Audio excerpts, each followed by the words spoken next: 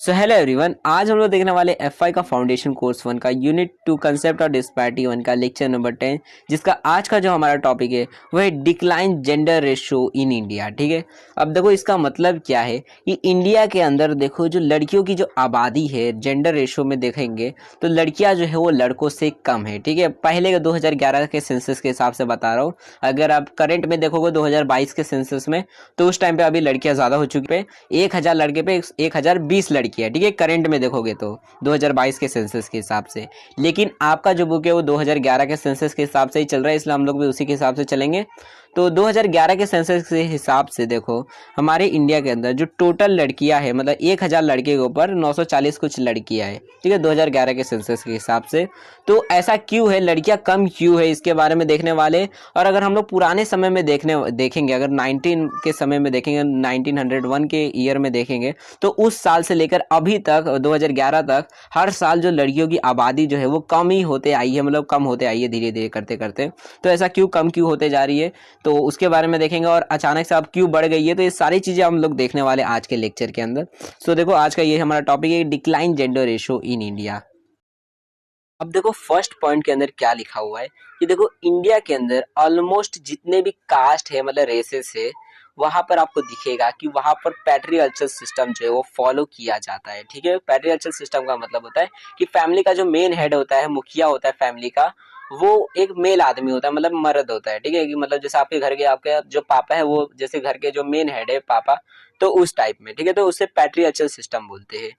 अब देखो अगर इंडिया के अंदर अगर आप देखते हो तो ये नॉर्मली आपको हर एक जगह पे दिखने वाला है। कुछ आदिवासियों में रहता है जहां पर आपको दिखेगा कि वहां पर गांव की जो मुखिया होती है वो फीमेल होती है, औरत रहती है, लेकिन बहुत कम ही दिखेगा। ठीक है, और जब ऐसा रहता है तो उसको मैट्रियार्चल सिस्टम बोलते हैं। ओके, अब अगर मैं आपको इसका हिस्टोरिकल बैकग्राउंड बताऊं, देखो पुराने समय में जब हमारी इन हिंदू लोगों की जो मतलब सिविलाइजेशन शुरुआत हुई थी, जब महाभारत के टाइम का, मतलब उससे थोड़ा पहले, तो उस टाइम पे ये जो पैट्रियार्चल सिस्टम जो था उस टाइम ये फॉलो नहीं किया जाता था। ठीक है, उस टाइम में मैट्रियार्चल सिस्टम चलता था। मतलब क्या कि जो घर की औरतें रहती थी वो घर की मुखिया रहती थी, उनकी बातें सुनी जाती थी। अब रीज़न ये था देखो कि उस टाइम पे ज़्यादातर जो लोग थे वो खेती या फिर जंगलों में रहते थे, और उन लोग ये मानते थे कि जो प्रकृति है, जो मतलब नेचर है, उनको खाने के लिए खाना देती है, रहने के लिए घर देती है, मतलब बेसिकली जिंदा रखती है। ठीक है, और वही सारी चीज़ें उन्हें औरतों में भी दिखी कि औरतें भी जो है वो भी यही काम करती है, वो भी हमें खाने के लिए खाना देती है, हमारे घर को संभाल के रखती है, और मतलब बेसिकली हमको संभालती है। तो मतलब एक तरह से देखोगे तो औरतें भी नेचर का ही काम करती है, जिसके वजह से और आदमी जो थे वो औरतों की इज्जत करने लगे, उनको पूजने लगे। ठीक है, कि औरतें जो होती है वो भगवान का प्रकृति का रूप होती है। ठीक है, अब इसकी वजह से क्या हुआ कि उस टाइम पे ये जो औरतें थी उनका बहुत राज चलता था। जैसे आप देखोगे कि अगर आप गूगल पे सर्च मारोगे इंडस सिविलाइजेशन, तो वहाँ पर आपको दिखेगा बहुत सारी मूर्तियाँ दिखेगी। तो उसमें नॉर्मली आपको ज़्यादातर जो भगवान की मूर्तियाँ रहेगी वो आपको औरत के रूप में दिखेगी। ठीक है, उस टाइम पे मतलब औरतों की बहुत ज़्यादा पूजा की जाती थी। अब क्या हुआ बाद में कि देखो ये जो मैट्रियार्चल सिस्टम था ये पैट्रियार्चल सिस्टम से एक्सचेंज हो गया। अब ये कब हुआ, तो देखो एक इंडिया के अंदर मतलब बेसिकली एक किताब है जिसे कहा जाता है मनुस्मृति। ठीक है, ये किताब है जिसके वजह से ये जो मतलब बेसिकली औरतों का जो राज था वो खत्म हो गया और आदमियों का राज चालू हो गया। अब इसके अंदर बेसिकली ये मनुस्मृति को कहा जाता है कि इंडिया का फर्स्ट कॉन्स्टिट्यूशन भी। आप लोग गूगल पे सर्च मार सकते हो कि इंडिया फर्स्ट कॉन्स्टिट्यूशन, तो वहाँ पर आपको किताब बताएगा मनुस्मृति। ठीक है, अब इस किताब के अंदर काफ़ी सारे ऐसे चैप्टर्स थे और लॉ थे, नियम थे, जो बताते हैं कि हर एक इंसान को किस तरह से सोसाइटी के अंदर जिंदा रहना चाहिए और किस किस तरह से काम को करना है और कैसा काम नहीं करना है, और अगर कोई गलत काम करता है तो उसको किस तरह की सजा देनी है। ठीक है, ये सारी चीज़ें लिखी हुई थी, काफ़ी सारे लॉस लिखे थे, काफ़ी सारे नियम लिखे थे। तो उसी में कुछ ऐसे भी नियम लिखे थे जो औरतों के अगेंस्ट में थे, मतलब उनको ऐसे दिखाते हैं कि औरतें जो होती है वो नीचे होती है आदमी से। मतलब उसमें एक लॉ था बेसिकली चैप्टर 2 में या फिर किधर तो था कि उसमें लिखा हुआ था कि अगर कोई औरत मान लो किसी मतलब कोई औरत है मान लो जो किसी भी तरह कोई गलत काम करती है। ठीक है, मतलब कुछ मान लो आपकी बात नहीं सुन रही है या फिर कुछ आप कुछ बोल रहे हो वो आपकी बातें को कर नहीं रही है पूरा, तो उस टाइम पे आदमियों को उस औरत के ऊपर हाथ उठाना चाहिए, उसे पीटना चाहिए, ठीक है। इस तरह का मतलब लॉ था बेसिकली, उसमें नियम लिखा था कि अगर औरतें आपकी बात नहीं सुनती है तो आपको हाथ उठाना चाहिए औरतों के ऊपर। ऐसी काफ़ी सारी चीज़ें लिखी हुई थी, जिसके वजह से उसमें जातवाद के भी बारे में था कि कौन सा कास्ट जो होता है वो बहुत बड़ा होता है, कौन सा कास्ट छोटा होता है। ऐसी काफ़ी सारी चीज़ें लिखी हुई थी, जिसके वजह से जात बिरादरी जातवाद का भी मतलब झमेला, मतलब ये सारी चीज़ें हुई, झगड़े झगड़े इसी की वजह से हुए। और ऐसी काफ़ी सारी, और इसी से ये भी चीज़ आई कि औरतें जो होती है वो आदमियों से नीचे होती है और आदमी जो होता है वो सुप्रीम होता है। अब क्योंकि देखो ये किताब जो थी मनुस्मृति, और ऐसे ही एक और किताब थी धर्मशास्त्र, तो ऐसी किताबों की वजह से लोगों के दिमाग में ये बैठ गया कि आदमी जो होता है वो सुप्रीम होता है और औरतें जो होती है वो मतलब नीचे होती है, ठीक है। अब देखो इसके आगे यही तक नहीं हुआ, अब देखो आगे क्या हुआ था उसके बाद, कि अब क्योंकि देखो आदमियों का राज शुरू हो गया था, तब बाद में क्या हुआ कि देखो अब धीरे धीरे करके दहेज की जो परंपरा थी वो भी शुरू हो गई, ठीक है। दहेज की परंपरा देखोगे तो राजा महाराजाओं ने ही शुरू की थी, कोई गरीब ने शुरू नहीं की थी। अगर देखोगे तो स्टार्टिंग के में जो राजा महाराजा रहते थे उन लोग काफ़ी सारे दहेज लेते थे, जैसे चंद्रगुप्त मौर्य ही है तो उन्होंने काफ़ी ज़्यादा ही दहेज लिया था। जो पाकिस्तान है और उसके आगे का जो अफगानिस्तान है उनको दहेज में ही मिला है, ठीक है, चंद्रगुप्त मौर्य को। तो काफ़ी सारे मतलब स्टार्टिंग में मतलब जो राजा महाराजा रहते थे उन लोग दहेज लेते थे, दहेज लेके शादी करते थे किसी भी दूसरे राजा से, ठीक है। तो इसी की शुरुआत, दहेज की जो शुरुआत है वो राजपूत लोगों ने ही की थी। और उसके बाद धीरे धीरे क्या हुआ कि काफ़ी सारे राजा महाराजा जो रहते थे उस टाइम के, क्योंकि देखो दहेज में उनको काफ़ी ज़्यादा पैसे देने रहते थे, क्योंकि जैसे मैंने बताया कि चंद्रगुप्त मौर्य को पाकिस्तान और जो अफगानिस्तान है वो दहेज में मिला था, ठीक है। मतलब जो क्या बोलते हैं उसको, अलेक्जेंडर जो था हमारा सिकंदर, उसका जो बेटा था उन्होंने दिया था, अपनी बेटी का शादी करवाया था उनके साथ। और उसके बाद वो जो दोनों जगह हैं, दोनों ज़मीनें जो है वो उन्हें गिफ्ट में दी थी, मतलब गिफ्ट बोलो या फिर दहेज बोलो, दी थी दहेज में। तो इस तरह से मतलब शुरुआत हुई थी दहेज की। अब देखो क्या हुआ ना कि बाद में काफ़ी सारे राजाएं जो थे उन्होंने क्या किया कि देखो उनके घर पे अगर लड़की पैदा होती थी तो वो अपनी लड़कियों को मार देते थे। क्यों मार देते थे? तो रीज़न ये रहता था कि उनको दहेज देना ना पड़े, इसके लिए वो मार देते थे, ठीक है। और देखो दहेज में उनको ये नहीं कि लाख 2 लाख रुपए देने रहते थे, उनको 1 से 1.5 करोड़ रुपए तक का दहेज देना पड़ता था उस टाइम पे। मानो अभी के टाइम पे 1 करोड़ कितना बड़ा अमाउंट है, तो उस टाइम पे मानो 1 करोड़ कितना होता होगा, तो उस टाइम पे 1 करोड़ देना पड़ता था। तो इसके वजह से जो राजा लोग रहते थे उस टाइम पे वो लोग मार देते थे अपनी जो बच्चे रहते थे उन लोगों को। तो इसकी वजह से मतलब ये परंपरा शुरू हुई कि औरतें, अगर कोई बच्चा घर में पैदा होता है तो उसको मार दो, क्योंकि और अगर कोई बच्चा, औरत जो है वो पैदा होती है घर के अंदर, लड़की पैदा होती है, तो हमारे ऊपर मान लो एक तरह का बोझ है, क्योंकि हमें उसको शादी करवाएंगे तो हमें दहेज देना पड़ेगा। और दहेज देने के लिए मान लो कि वो बाद में कमा के तो देने वाली नहीं है, लड़का है बड़ा होगा, कमाएगा तो हमको पैसा देगा, ठीक है, लेकिन लड़की बड़ी होगी तो हमसे सिर्फ दहेज लेगी। तो इसलिए लोग मार देते थे राजा लोग, और यही से शुरुआत हो गई मतलब कि लड़कियों को मारने की, जिसके वजह से जो गरीब लोग भी थे, क्योंकि उन लोगों को भी फिर धीरे धीरे करके दहेज देने का उनके अंदर भी परंपरा चालू हो गई कि जो लड़का है, लड़का वाला जो रहता था वो लड़की से दहेज मांगता था शादी करने के लिए। तो फिर इसके वजह से लड़कियों, जो छोटे छोटे गरीब लोग थे उन लोग भी फिर अपनी लड़कियों को मारना शुरू कर दिए ताकि हमें भी दहेज ना देना पड़े, जिसके वजह से धीरे धीरे करते करते औरतों की जो संख्या है, मतलब उनकी जो पॉपुलेशन है वो कम होती गई धीरे धीरे करते करते करते, और सेंसस के हिसाब से अभी तक काफ़ी ज़्यादा मतलब कम हो गई है, ठीक है। अब देखो यहाँ पर यही सारी चीज़ें लिखी हुई थी, थोड़ा आपको मैंने काफ़ी ज़्यादा ही डिटेल में समझा दिया, बट कोई बात नहीं। तो देखो जब कोई भी बच्चा पैदा होता था पुराने समय में, मतलब एक नियम था कि अगर कोई लड़की पैदा होती थी तो उस टाइम पे वो क्या करते थे लोग, मतलब गांव के लोग या फिर जो लोग होते थे नॉर्मली, उन लोग बच्चे को दूध में डाल के मार देते थे, ठीक है, नहीं तो पेटी में मार देते थे, इस तरह का रहता था। तो उससे हम फीमेल फोर्टिसाइड बोलते हैं कि मतलब पेट में ही, गर्भ में ही बच्चे को मार देना, ठीक है। तो इस तरह इस चीज़ों से लोग जो थे वो बच्चों को मार देते, लड़कियों को मार देते थे ताकि लड़की पैदा ना हो और दहेज ना देना पड़े। ओके, अब इसी से सेंसस के हिसाब से ही पता चला है कि देखो 1901 में हमारे इंडिया के अंदर 1000 मेल्स पे 972 फीमेल्स रहती थी उस टाइम पे, ठीक है। अगर उससे पहले देखो तो ज़्यादा ही थी, लेकिन मार देते थे उस टाइम पे लोग अपनी बच्चियों को, जिसके वजह से कम होती गई। और वैसे ही अगर हम लोग आगे चलते जाएंगे तो अगले सेंसस में अगर देखेंगे 20 साल बाद जो सेंसस हुआ 1921 में, जब सेंसस हुआ तो उस टाइम देखा गया कि और लड़कियां जो है वो कम होते जा रही है रेशो में।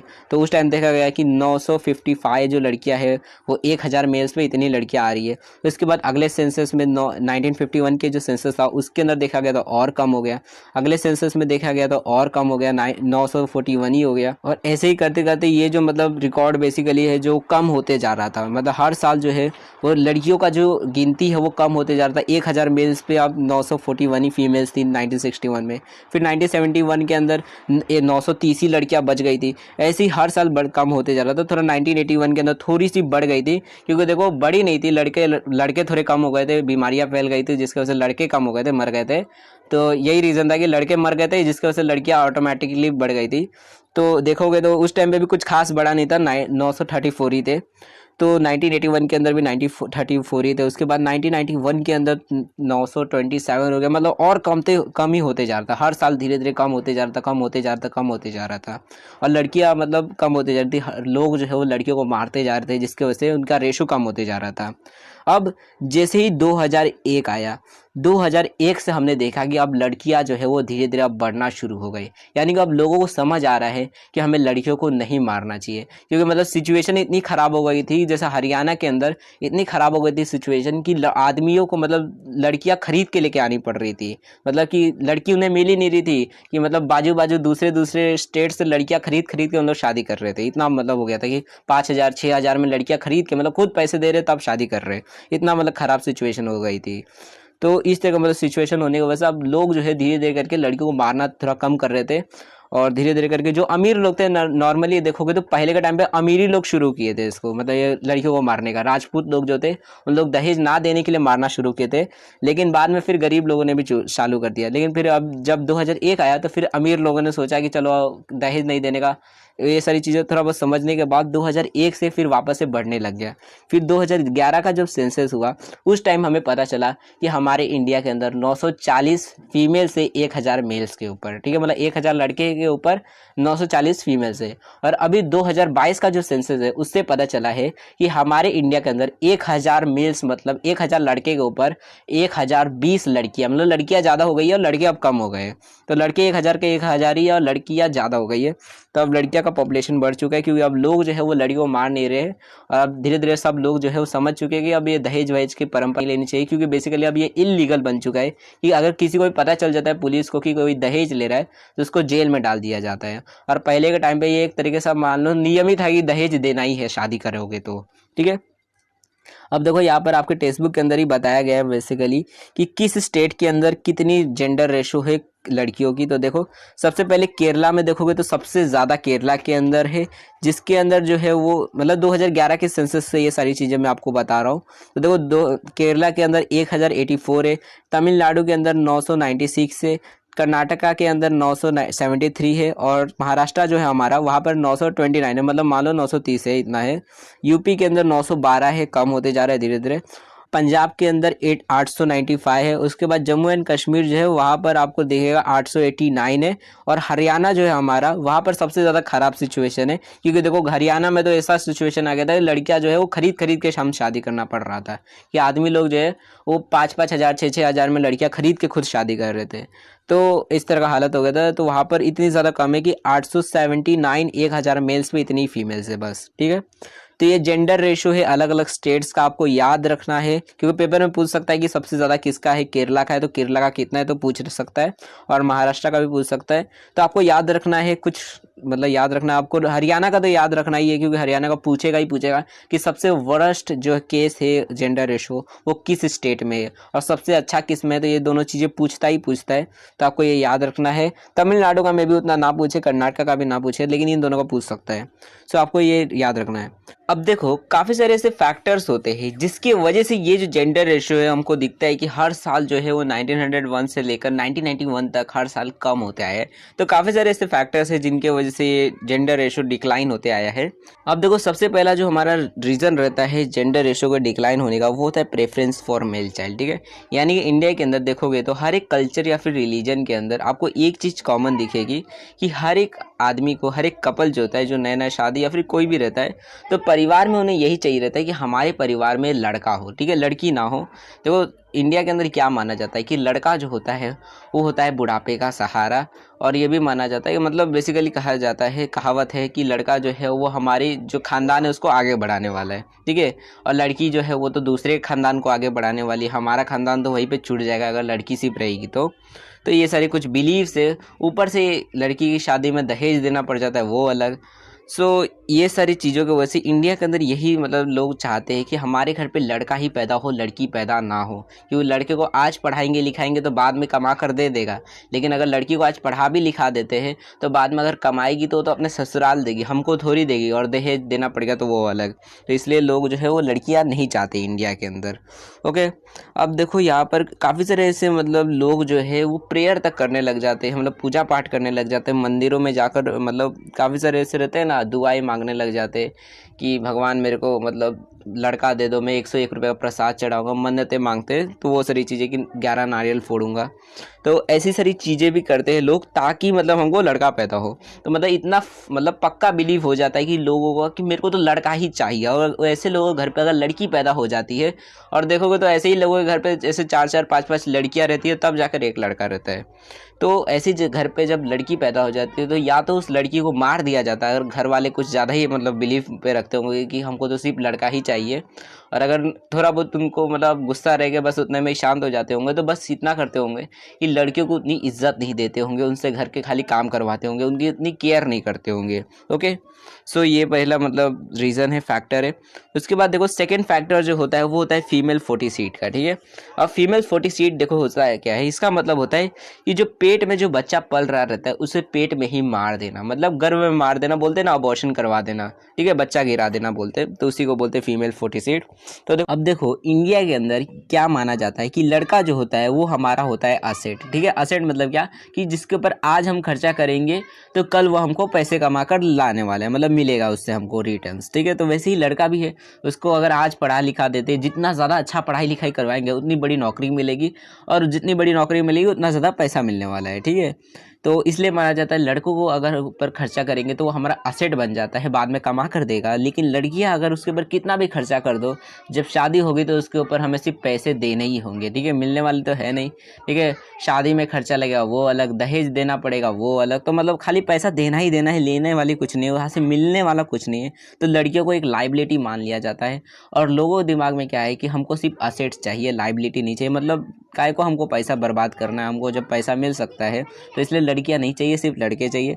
और अगर पता चलता है कि पेट में जो अगर कोई प्रेग्नेंट वूमेन है, मान लो कोई औरत है जिसके पेट में बच्चा पल रहा है, ठीक है, और अगर मालूम पड़ गया कि पेट में बच्चा पल रहा है और वो जो बच्चा है वो लड़की है, ठीक है, मालूम पड़ता है, मतलब डॉक्टर से पूछोगे तो वो सोनोग्राफी करके बता देता है कि मतलब लड़का है पेट में कि लड़की है।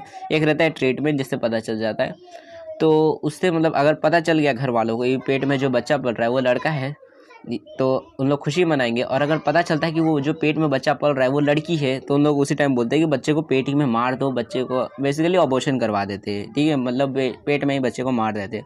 और ऐसा नहीं है कि सिर्फ मतलब ऐसे घर वाले ही फोर्स करते हैं, कभी कभी तो दिखेगा कि जो औरत होती है वो खुद भी चाहती है कि मेरे पेट में जो बच्चा पल रहा है वो लड़का ही होना चाहिए, लड़की नहीं होनी चाहिए, ठीक है। तो ऐसा होता है।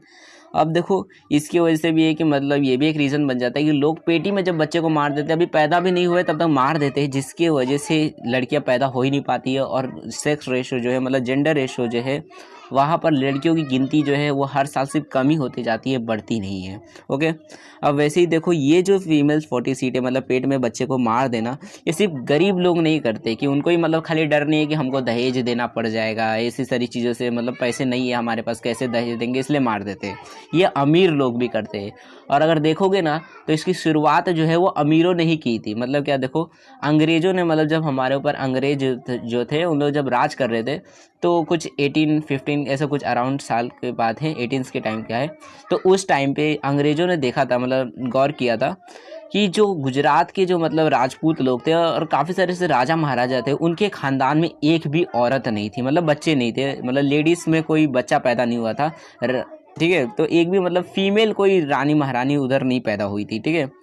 तो उन्होंने काफ़ी गौर किया, फिर बाद में पता चलता है कि वो जो राजा महाराजा लोग जो थे, मतलब स्टार्टिंग में उन्होंने गुजरात में देखा था, तो उनको पता चला कि वो जो राजा महाराजा लोग हैं उन लोग क्या करते थे, अगर उनके घर पे लड़की पैदा होती थी तो उन लोग उस लड़की को दूध में डालकर मार देते थे, ठीक है। उस टाइम पे तो मालूम पड़ता नहीं था कि पेट में लड़का है या लड़की है, तो पैदा होने के बाद मार देते थे। तो उनकी शुरुआत बेसिकली बच्चे को मारने की शुरुआत जो है वो राजा महाराजा ने ही की थी, ठीक है। और क्यों करते थे, तो उस टाइम पे दहेज बहुत देना पड़ जाता था। उस टाइम में बेसिकली एक नियम ही था दहेज देने का, और उस टाइम पे 1 से 2 करोड़ की कुछ पैसे देने पड़ते थे। तो काफ़ी ज़्यादा अमाउंट रहने की वजह से राजा महाराजा क्या सोचते थे, इतना पैसा क्यों बर्बाद करना है, मार ही देते पेट में ही बच्चा, वैसे भी कौन सा हमारा आगे मतलब शासन बढ़ाने वाले ये लड़की है, तो दूसरे का शासन बढ़ाने वाली है, तो इसलिए उन लोग मार देते थे।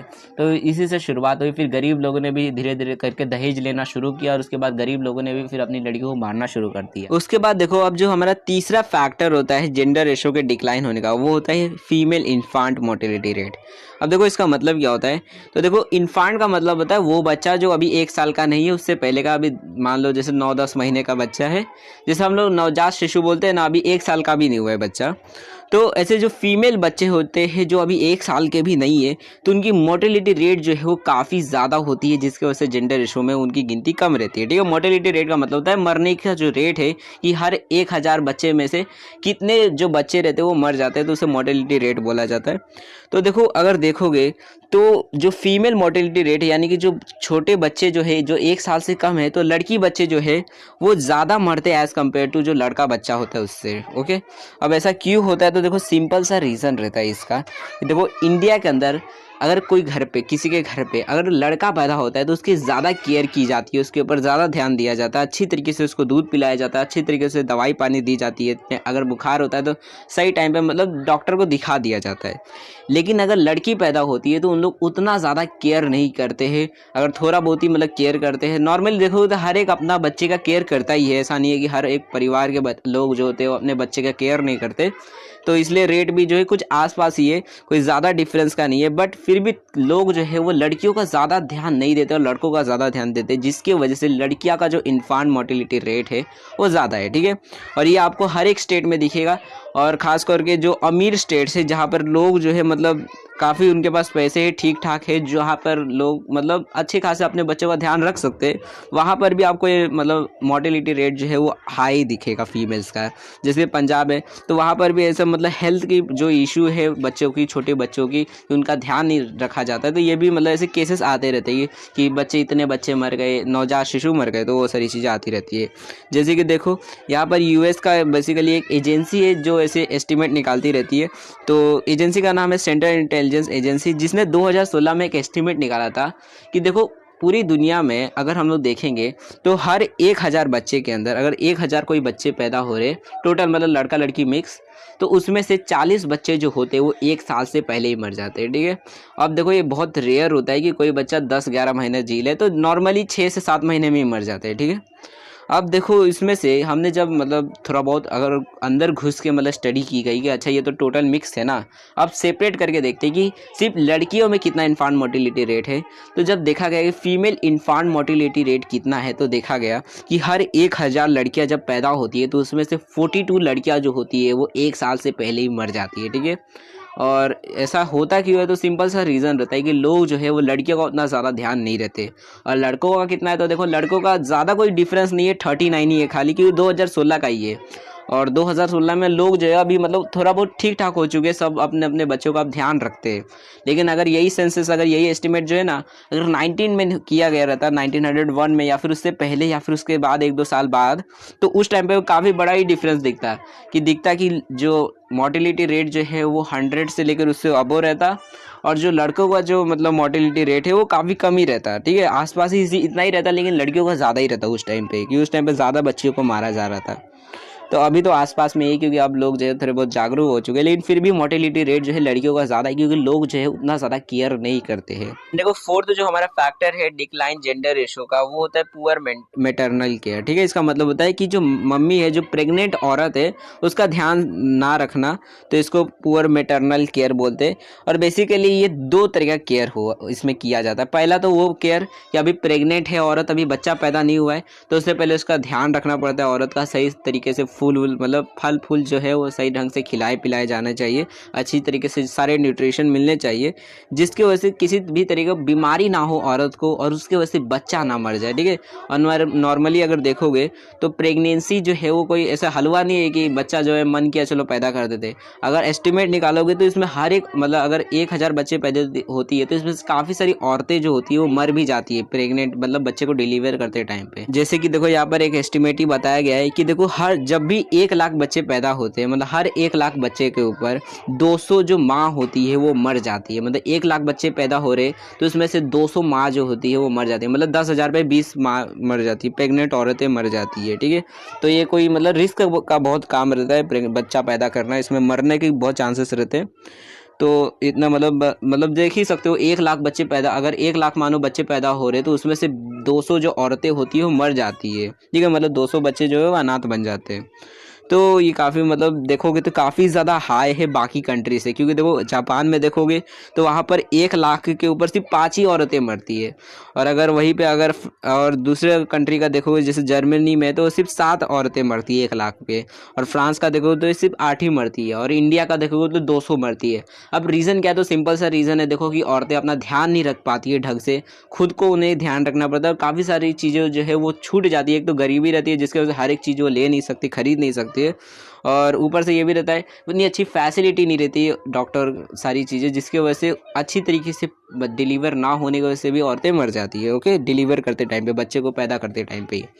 सो ये मतलब पूरे मेटरनल केयर की वजह से भी जो जेंडर रेशो में औरतों की गिनती कम होती जाती है हर साल।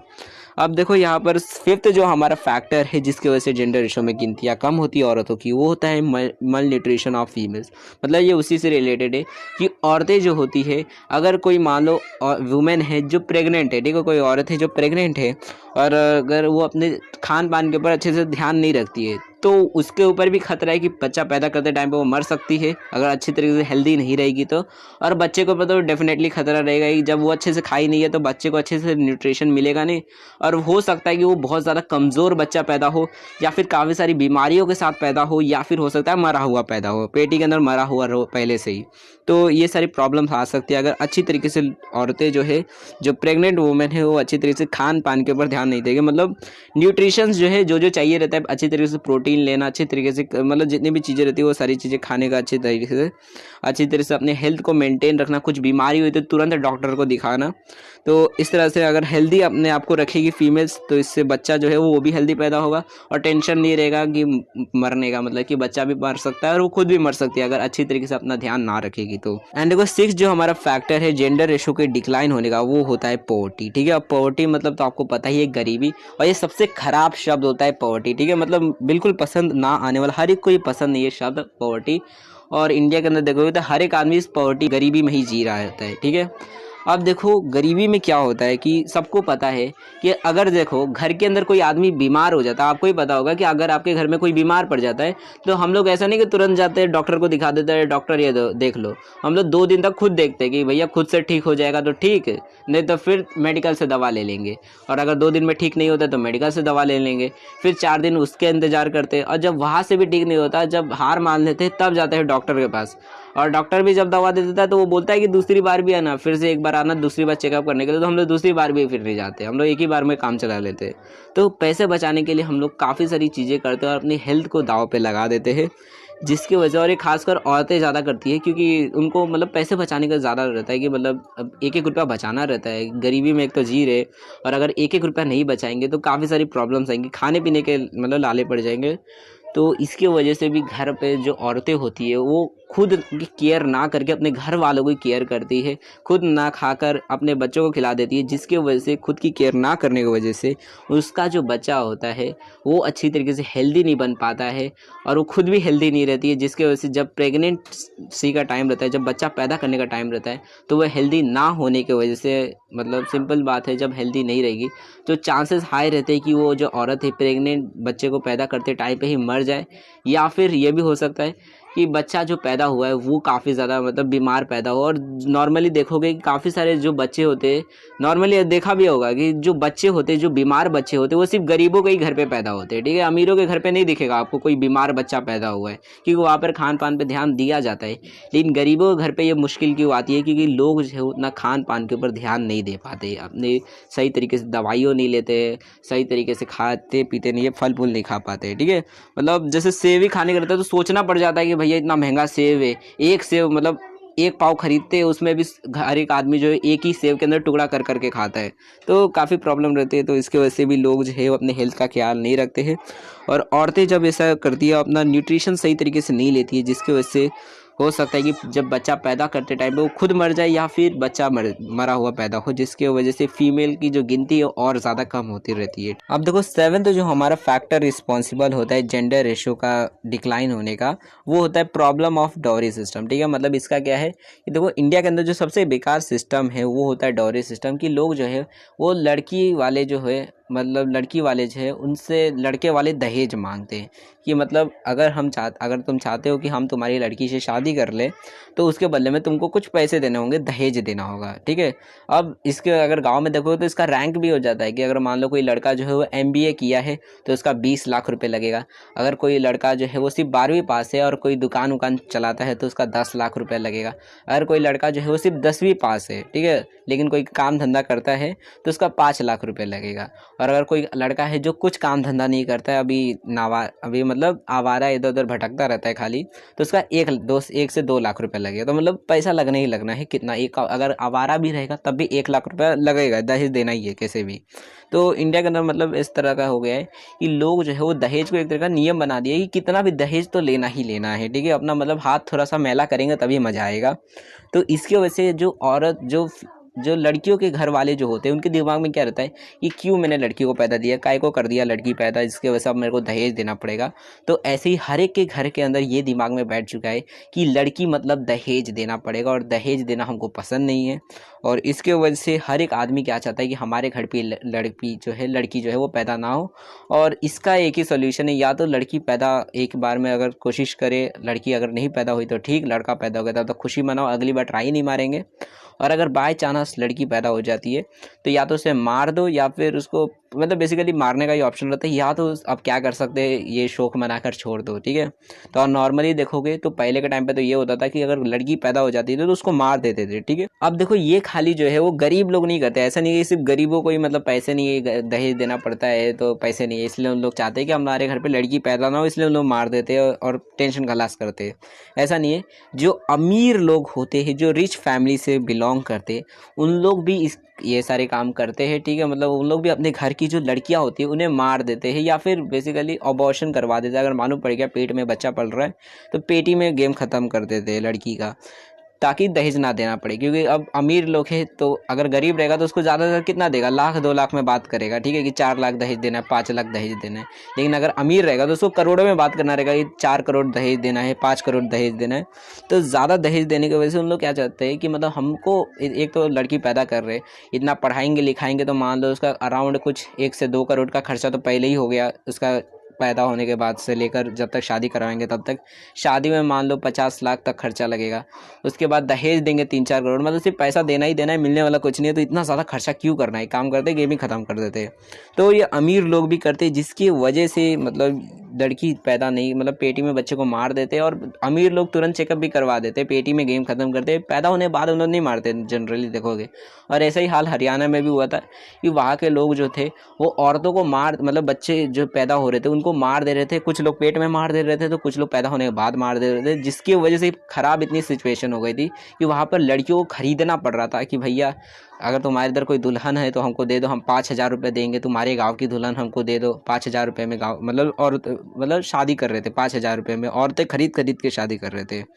तो ऐसी मतलब सिचुएशन बन गई थी, औरतें इतनी कम हो गई थी। अब देखो आठवां जो हमारा फैक्टर है जेंडर रेशो के डिक्लाइन होने का, वो होता है स्मॉल फैमिली कंसेप्ट, ठीक है। अब देखो ये इंडिया के अंदर अभी अभी तुरंत मतलब अभी कुछ सालों में ही लोगों ने ये शुरुआत की है इसकी, कि अब लोग क्या चाहते हैं कि हमारे घर पे जब बच्चे पैदा होते हैं, दो होने चाहिए, मैक्स टू मैक्स दो होने चाहिए, और कम से कम एक होना है बस, मतलब एक ही बच्चे उन लोग चाहते हैं कि एक ही हमारा बच्चा हो, एक ही लाडला हो, एक से ज़्यादा नहीं होने चाहिए। एक से ज़्यादा होते तो देखो प्रॉब्लम काफ़ी सारी रहती है। पहला प्रॉब्लम ये रहता है कि देखो जब दो बच्चे रहते हैं तो दोनों में झगड़े होंगे, और अगर एक ही बच्चा रहेगा तो मान लो अब एक ही बच्चा है, तो अगर बहू भी आएगी तो किससे झगड़ा करेगी?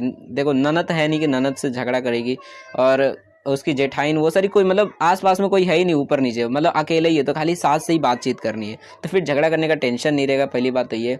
ऊपर से जब एक ही बच्चा रहेगा तो सिर्फ उसी के ऊपर खर्चा करना रहेगा। 10 बच्चे रहते तो 10 के ऊपर अगर 100 रुपया भी खर्चा करेगा तो 1000 रुपया खर्चा हो जाता है एक दिन का। और अगर मान लो सिर्फ एक ही बच्चा रहेगा तो सिर्फ 100 रुपया खर्चा करने का रहेगा ना, तो मतलब कम बच्चे तो मतलब कम खर्चा, और उसके ऊपर ज़्यादा अच्छी तरीके से हम ध्यान भी रख सकते हैं। तो इसलिए लोग क्या चाहते हैं कि बस एक ही बच्चा हमारे पास रहे, ज़्यादा मैक्स टू मैक्स मेहनत किया तो 2 बच्चा है, ठीक है। तो इसलिए इंडिया के अंदर अब ये ट्रेंड आने की वजह से क्या हो रहा है कि अगर मान लो पहली ढाई में लड़की पैदा नहीं हुई, तो पहले ढाई में अगर लड़का पैदा हो गया, क्योंकि 50-50 चांसेस रहते हैं, तो अगर लड़की नहीं पैदा होती है लड़का पैदा हो जाता है, तो लड़का जो है वो तो इंक्रीज़ हो जाएगा जेंडर रेशियो के अंदर, लेकिन लड़कियाँ जो है वो गिनती में कम हो जाएगी, क्योंकि अगली बार उन लोग ट्राई मारने ही वाले नहीं है। तो इसकी वजह से सेक्स मतलब जो जेंडर रेशियो है वहाँ पर मतलब दिखेगा आपको कि जो मतलब लड़कियों की जो गिनती है वो कम हो जाती है, क्योंकि लोग जो है एक ही बच्चा पैदा करते हैं, ठीक है। और अगर 2 पैदा कर देते तब तो थोड़ा बहुत इंक्रीजमेंट हो ही जाएगा। और ये नॉर्मली आपको शहर में ही दिखेगा, गांव में नहीं दिखेगा इतना ज़्यादा। गांव में थोड़ा बहुत ही आपको दिखेगा, कुछ ही घरों में दिखेगा। नहीं तो गांव में क्या होता है, लोग जो होते हैं वो सेना ही अपना तैयार करने लग जाते हैं। गाँव में बेसिकली कहावत है कि हम अपने बुढ़ापे की लाठी तैयार कर रहे हैं, ठीक है। मतलब जितना ज़्यादा बच्चे, उन लोगों का मतलब माइंडसेट क्या रहता है। देखो शहर के लोग क्या सोचते हैं कि कम बच्चे मतलब कम खर्चे हैं उसके ऊपर, मतलब ज़्यादा अच्छे से हम ध्यान रख पाएंगे। और गांव के लोग क्या सोचते हैं, ज़्यादा बच्चे मतलब क्या, ज़्यादा कमा के देंगे, मतलब एक बच्चा अगर 10,000 कमा कर देगा तो अगर 10 बच्चे रहेंगे तो 1 लाख रुपया कमा कर देंगे। उन लोग ये दिमाग लगाते हैं। तो सबके अलग अलग दिमाग रहता है, जिसकी वजह से उन लोग ज़्यादा बच्चे पैदा करने की सोचते हैं। लेकिन अब वहाँ पे भी कम हो रहा है, क्योंकि अब उनको भी समझ आ गया है कि ज़्यादा बच्चे अगर रहने का क्या फ़ायदा है, कि जब सबको मजदूरी करवाना है, इससे अच्छा एक ही बच्चा बनाओ जो CEO बन जाए किसी कंपनी का। Okay, so small family concept की वजह से भी लोग जो है अब एक से दो बच्चे ही पैदा करें, जिसकी वजह से लड़कियां जो है वो गिनती में कम हो सकती है, ठीक है।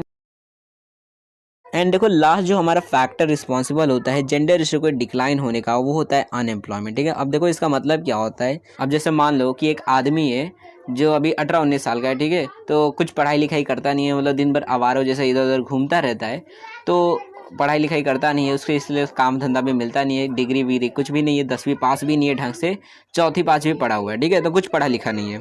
अब ऐसे टाइम पे अब वो 20-21 साल का हो चुका है, 22 साल का हो गया मान लो। अब घर वाले जो है वो चाहते हैं कि बहुत ज़्यादा घूमता रहता है, काम करते हैं कि शादी करवा देते, ताकि थोड़ा घूमना फिरना बंद करे और घर वालों के ऊपर ध्यान दे, ठीक है, अपने परिवार के ऊपर ध्यान दे। तो इसलिए घर वाले क्या करते हैं, चलो शादी करवा देते, उसकी शादी करवा देते। अब 22-23 साल की उम्र में उसकी शादी हो जाती है। अब शादी होने के बाद मान लो कि 2 से 3 साल बाद उसका एक लड़की हो गई, चलो मान लेते हैं एक बच्ची पैदा हो गई, ठीक है, एक लड़की पैदा अगर उसके घर पे हो जाती है, तो बताओ, क्योंकि वो काम धाम करता नहीं है, उसके पास कोई काम भी नहीं, ऊपर से उसका मन भी नहीं करता है काम का, और ना ही कोई डिग्री है, वो किसी भी तरह काम नहीं कर सकता। तो कल को अगर मान लो कोई उसके पास आता है, मतलब शादी करवाना रहेगा, अगर उसकी लड़की का शादी करवाना रहेगा और दहेज मांगेंगे उस बाकी के लोग, ठीक है, मतलब जिससे भी शादी करवाएगा, और अगर लड़के वाले दहेज मांगते हैं तो वो कहाँ से दहेज देगा, वो तो काम ही नहीं करता, उसके पास तो पैसा ही नहीं है। ऊपर से दहेज तो दूर की बात है, उस लड़की को पढ़ाने लिखाने या फिर उस लड़की को पालने के लिए जो खर्चे चाहिए रहेंगे, घर के खर्चे के लिए भी उसके पास पैसे ढंग से नहीं रहेंगे, ताकि मतलब घर भी चला सके, क्योंकि वो काम धाम करता ही नहीं है। तो ऐसे आदमी के घर पे अगर लड़की पैदा होगी तो बताओ वो क्या करेगा उस टाइम पे। सिंपल सा जवाब है कि अगर ऐसा कोई आदमी है जिसके घर पे लड़की पैदा हो जाती है, तो उसके पास एक ही ऑप्शन बचता है, या तो वो खुद कमाने चला जाए, या तो लड़की को यहाँ से हटा दे, मतलब मार दे, बच्ची को, लड़की को मार दे। और अगर लड़का पैदा हो गया तब तो ठीक ठाक है, चलो कुछ साल बाद उसी को कमाने के लिए भेज दूंगा, कि जैसे 10 साल का होगा, 12, 13, 14, 15 जितना भी मतलब थोड़ा बहुत काम करने लायक हो जाएगा तो तुरंत भेज दूंगा उसको काम करने के लिए। तो ये एक ऑप्शन है, ठीक है। तो मतलब लड़की को ही मार देना यही ज़्यादा बेटर ऑप्शन लगेगा उस आदमी को, जिसकी वजह से क्या करेगा, वो आदमी लड़की को मार देगा, जिसके वजह से, क्योंकि उसने लड़की को मार दिया तो जेंडर रेशो में लड़की जो है वो गिनती में और ज़्यादा कम हो गई, और गिनती में कम होने की वजह से जेंडर रेशो और ज़्यादा ख़राब होते गया।